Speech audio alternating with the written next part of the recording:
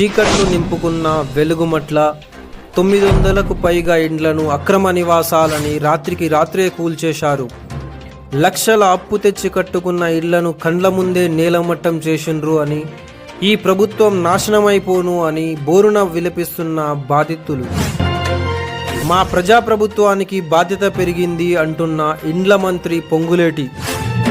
మీ 900 కుటుంబాలు ఐక్యతతో ఉండి మంత్రుల ఉచ్చులో పడకుంటే మీకోసం న్యాయ పోరాటం చేసి కొత్త ఇండ్లు కట్టించి మీ గృహప్రవేశం చేయిస్తా అంటున్న కేటీఆర్ అన్న, ప్రభుత్వం రాకముందు పేదల ఇండ్లు ఎట్టి పరిస్థితుల్లో కూల్చొద్దని, వాటికి పక్కా రిజిస్ట్రేషన్ చేయిస్తా అన్నావు కదా రేవంత్ రెడ్డి.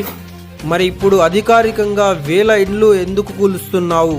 పేదల ఉసురు తగిలిపోతావు అంటున్న తీన్మార్ మల్లన్న, బాధితులను పరామర్శించిన ఈటెల రాజేందర్ అన్న, ప్రభుత్వాలకు ఓట్లు వేసేదే పేదలన్న విషయాన్ని మర్చిపోవద్దని, దశాబ్ద కాలంగా ఉన్న ఇండ్లను ఎలా కొలుస్తారని మండిపడ్డారు.